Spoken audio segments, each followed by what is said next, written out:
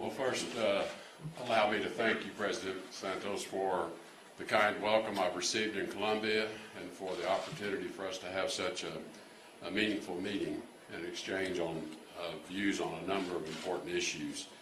And it's truly a pleasure to be in Colombia to visit you today. The United States knows in Colombia we have first and foremost a partner who shares our democratic values, and also a partner that is very capable as well. And I'm grateful for this opportunity to say a few words about our priorities and the things that we talked about today that are important in the bilateral relationship.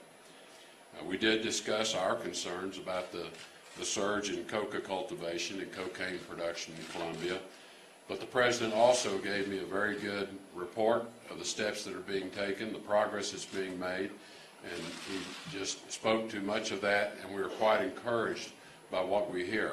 And we will continue to work with Colombia to support these efforts where we can be of assistance as well.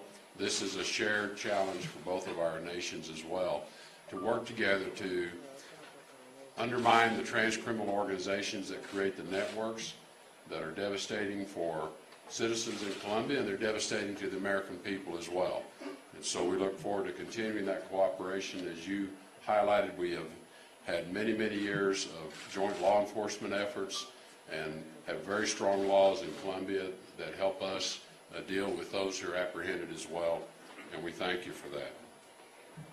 The U.S. government does continue to support Colombian police and military forces, having trained over 13,000 law enforcement here in the hemisphere as well, and we appreciate what Colombia has done for Central America as well, as you mentioned too.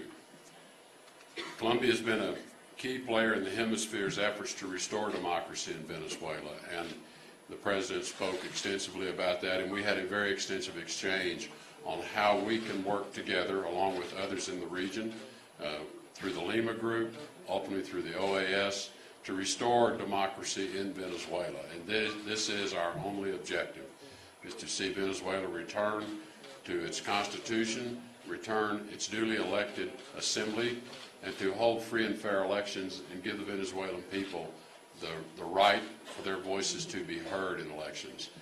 We are all heartbroken by what we see happening in Venezuela, such a great country, and we are also heartbroken to see the impact it's having on Colombia. And we appreciate Colombia's efforts to deal with the situation of so many Venezuelans seeking refuge here in Colombia as the situation in Venezuela continues to deteriorate. We will continue to work as partners in seeking a solution to that tragedy that we're all watching unfold in Venezuela.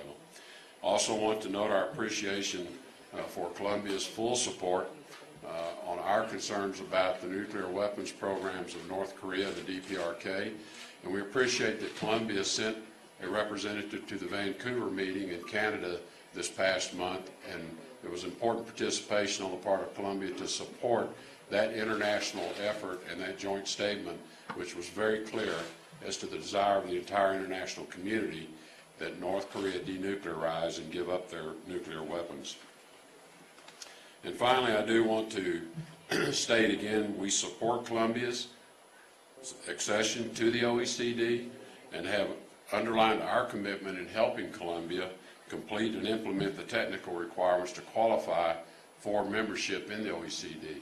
And we have closed just about all of the technical issues. We've committed that we will continue to work with Colombia to close all remaining issues, and we know the urgency. The President has spoken very clear on this, and it is our intention to continue to be engaged, and we'll close out the remaining issues as well. With that, Mr. President, I want to thank you again for receiving me so warmly in Colombia, and for the time you gave us. It was a very, very useful exchange and very important for me. Thank you very much.